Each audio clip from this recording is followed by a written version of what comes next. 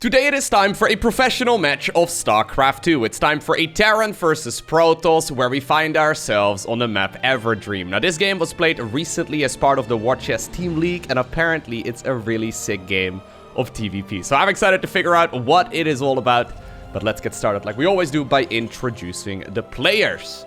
So spawning here, in the bottom left-hand corner of the map Everdream, playing with the red Terran SCVs from South Korea, we have one of the highest ranked Terran players in the world, and he goes by the name of Cure. Now, I've casted my fair share of Cure games over the years, however, for some reason, and I don't really know exactly why that is, this man over here, his opponent in the opposite corner with the teal, I guess this is teal, right? Like the light blue Protoss probes, he goes by the name of SOS. However, I haven't casted nearly as many of his games as I would have liked to. I guess he doesn't really participate in a whole lot of the online tournaments that actually release their replay packs, but he's actually a top level contender. So, just because... Why is he positioning his gateway over here? It's a little bit of an arbitrary position, but anyways. Just because I know that some of you might not necessarily be as familiar with SOS, I made a bit of a list of things that he's achieved in his career. So, most notably, SOS is the only StarCraft 2 player who has won 2 World Championship series. So, he was the World Champion of StarCraft 2 back in 2013 and then also in 2015. He also ended up winning a IEM tournament. I don't know exactly when that was. I think that was back in like 2014 or something along those lines. Which is very iconic in the SC2 scene. Basically, it was a $100,000 winner-takes-all event. He ended up winning it. Obviously, that means that the second place, finisher, which I believe, that was not a Protoss player. I don't actually remember exactly who that was, but regardless, the second place got absolutely nothing, and he won $100,000. So because of that, they changed his nickname. A lot of fans did, from SOS to $O$, which I still, I still think is pretty funny. He plays extremely well, especially in tournaments with a prize pool of over $100,000. And with that, he actually, over his career, has earned $636,000. in prize money alone. So that's, yeah, it's pretty crazy. Pretty awesome work by SOS. I'm hoping that I can certainly cover more of his games in the future as well, but there's just simply only so many SOS replays out there, especially when it comes to, like, for example, the GSL Code S, which is a tournament that he does participate in. I mean, I've said it many times, but sadly, they do not release their replay packs. Alrighty, now, I mean, I could give you a similar introduction to Cure, but I think most of you are familiar, with Cure at this point, right? I mean, let's actually talk about the game. Let's see what both of these players are going for. So, first Stalker is moving across the map. It will scout that everything is pretty okay. 3 Marines are waiting for it on the top of the ramp. Maybe it can snipe that SCV if it really derps around, but nah, he should be able to keep that alive just fine.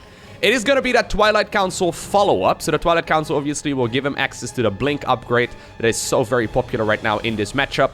Blink is great both offensively as well as defensively. You can keep your Stalkers out on the map and constantly poke and prod at this Terran player, or obviously you can use it to defend against the units inside of your own bases.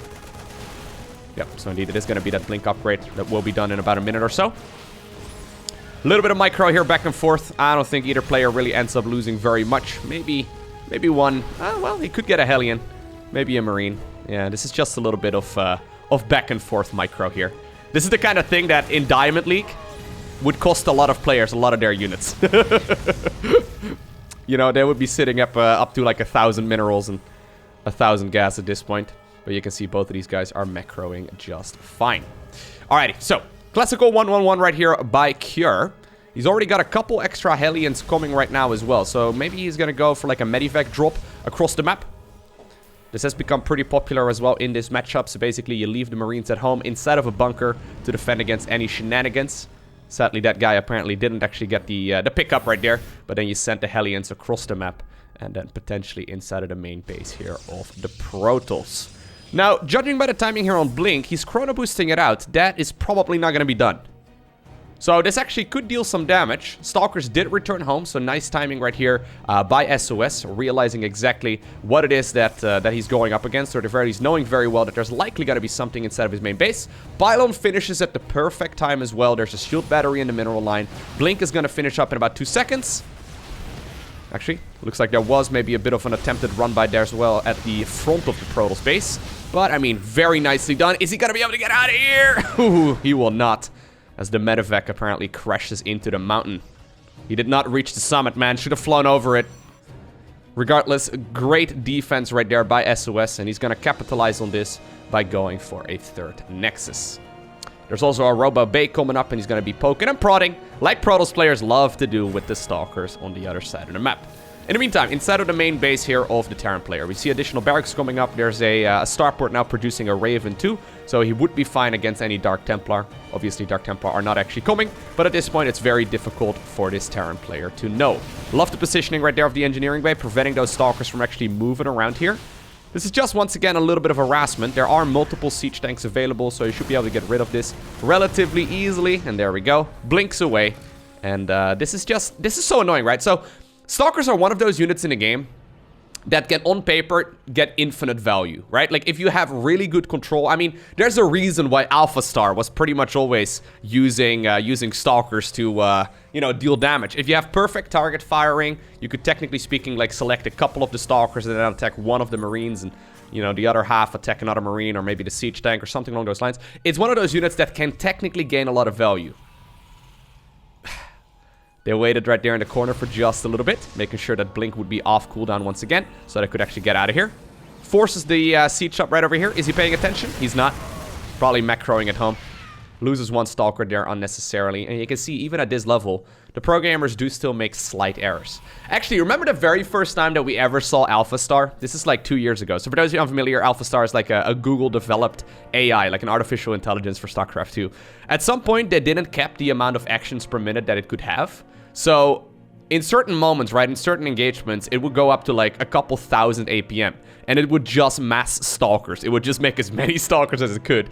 So it turns out, if you have, like, say you have 20 Stalkers, right? And each group of Stalkers is individually target firing down the units perfectly. So say you have 3 Stalkers attacking the Marine, you can one-shot it, right? And you have, like, X amount of Stalkers one-shotting a siege tank.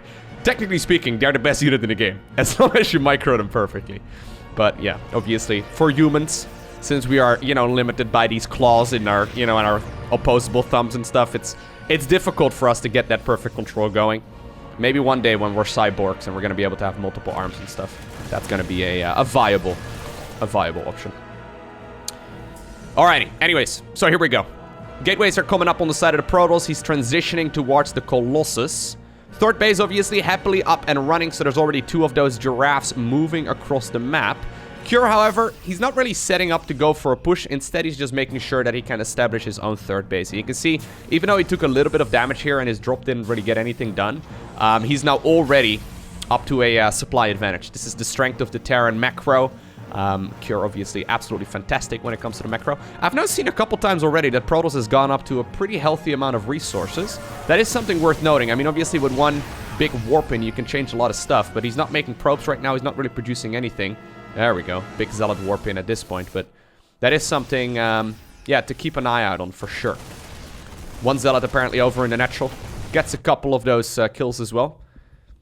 But yeah, we have to make sure here that, if you're at least cheering here for a Protoss player, we have to make sure that the Protoss is starting to spend all of his money as well. Because if you don't do that, you start falling behind very, very quickly in a game of StarCraft. Alrighty. Now, SOS is also known as a very tricky Protoss player. He's not scared of going for like a base race or anything along those lines. He's super scary when it comes to some of those decisions that he's making. Cure, though, going for the extremely conventional approach right now, where he's just sitting with a whole bunch of siege tanks. And, well, I mean, maybe he's going to be able to catch himself a couple of Zealots. Maybe he can go for a drop or something along those lines. But this is kind of what has happened over the last couple of months in this matchup.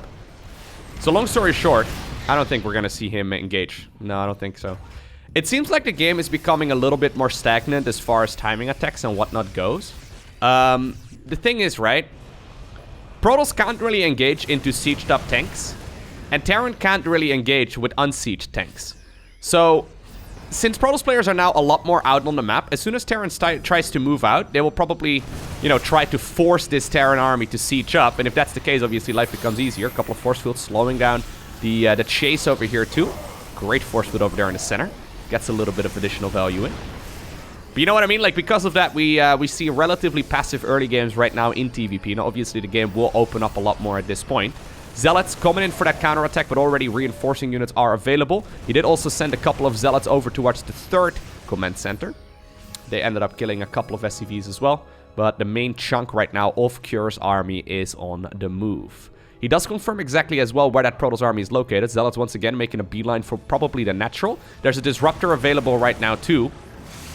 Not going to be able to get much done. Nice interference matrix is there as well. And he ends up sniping the Disruptor before it gets any damage in. Now, this is a little awkward right now, though, because Cure... Ooh, oh my god, Disruptor! Oh, just barely, once again, interference matrix of that Raven, putting in so much value, yeah. But regardless, Cure does now manage to siege up over at the third base here of the Protoss player. That's where a lot of the production is at. Shadow Strike now also available. The Zealots, by the way, that we saw leaving earlier have made their way towards the other side of the map, but that third is completely toast. There is a fourth Nexus right here on the bottom of this as well. I don't know if Cure is aware of it. No. He has no idea that that is actually there. Zealots get cleaned up in the natural of the Terran player. Dark Shrine will also get picked up. A couple additional Dark Templar, though, did finish morphing in. They're available over at that fourth base. That's currently unscouted. Most of the time we see Terrans taking, or Protoss rather, taking their fourth base over here or over here. Cure actually should have really been scouting for this. He's probably making the assumption that the base is there, but it's not. Protoss right now realizing that he can't really stop this onslaught here of the Protoss force, or of the Terran force. The hit squad of the Dark Templar comes up as well, kills a couple of the tanks. They have Blink available, so they can indeed go. But regardless, Protoss right now is going in for the counterattack. Should be able to quite easily kill the majority of those Terran reinforcements right now. Force fields end up, well, blocking out a lot of those SCVs from getting back into the base. And this is what I'm talking about, man. We got a crazy base race right now on our hands. Keep in mind, the Protoss army is capable of using that recall ability on the Nexus, so they can go into the main base if they want to. The Dark Templar hit squad has been absolutely fantastic. I'm pretty sure they are now responsible for sniping like 3 or so of those siege tanks. He still does not know, does he? Oh my god, he still does not know. That's such a big mistake. Cure, making the assumption here that Protoss was on 3 bases. A new Nexus right now is being acquired in the top left-hand corner, and that signals to me at the very least that this Protoss is making the assumption he's not going to be able to go very many places here anytime soon. He did, yeah, he did recall towards the main base, so that should at the very least halt the progression right now towards the main. Third command center, though, is gone here for the Terran player. I mean, he kept the structure itself alive, but at least there's no more mining over there. But obviously, he can just lift that up and get it out of there. Now, finally, okay, Jimmy the Marine over here, sacrificing his life for the Terran Dominion. He sees that a mining base is on the right-hand side. Now, what do you do at this point? He's got this Protoss player beautifully contained right here inside of that one main base. Do you let them? Look at Martin the Marine over here as well. Hold up, I backed up for just a little bit because I missed a big engagement over at the bottom of this Protoss ramp. Look at that, reinforcing Protoss units are being warped in over at that fourth base. He's setting up a sandwich right now to go after the Terran army that's been camping outside of the main. Stalkers blink down, target fire down the siege tanks. Colossi deal a ton of damage from the high ground as well. And while a scan will reveal that there are a bunch of Dark Templar there, they're really not getting in that much value. That said, though, Cure has been happily macroing on 2 bases. He hasn't added on a whole lot of SCVs here. He's still only on 23 of those bad boys. But obviously, he's got mules doing a lot of the mining for him. That does mean that he's got a very solid amount of production. He just doesn't really have a way to deal right now with these Colossi. Yeah, so they have 9, 9, and then 9, 11, and 15 kills, respectively. That is so much damage. Base in the top left-hand corner has been acquired. Base on the right-hand side of the map has also still not been dealt with. Cure is in a bit of an awkward position. I kind of feel like he needs to go back to SCV production, but apparently he disagrees. One Dark Templar. I mean, it can be spotted, but yep, it's just going to be able to get rid of a lot of those reinforcements relatively easily. There we go. Protoss actually now forced to back down towards this fourth base. Shield battery does get overcharged. Cure actually now has the high ground.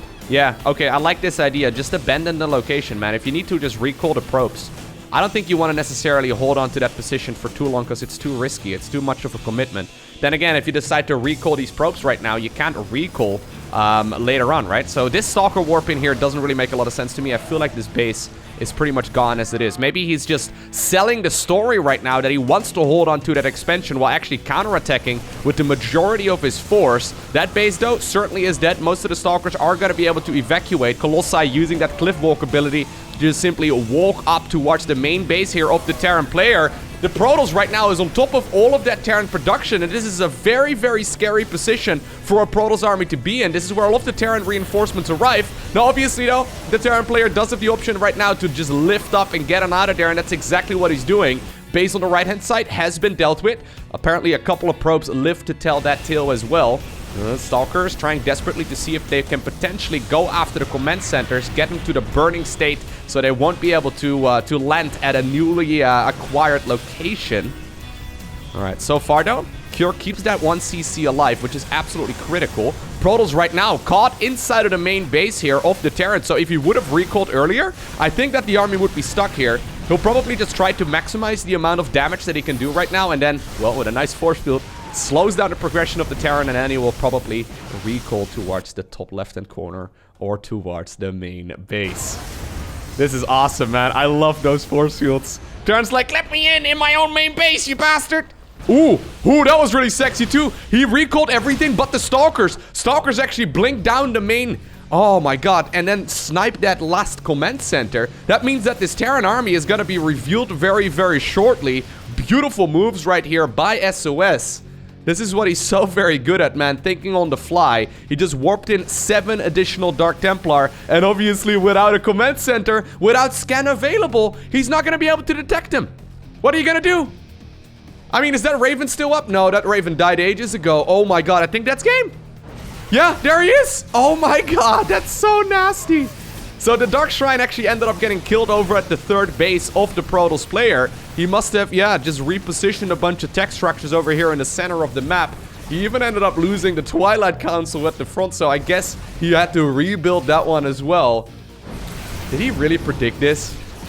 Did he just anticipate that, like, ages in advance? Well, here we go. He's waiting for the Terran force inside of his own main base. The sentries help out when it comes to tickling those medivacs to the ground. And there it is. SOS ends up winning an excellent game of Protoss versus Terran. I hope you enjoyed watching this video. If you did, hit that like button. If you want to see more, hit that subscribe button. Special shout out to the Patreon supporters. Thank you guys so much for all of your generosity. But for now, I want to thank you for watching. Have an awesome day. Don't forget to smile. And I'll see you once again in the next one.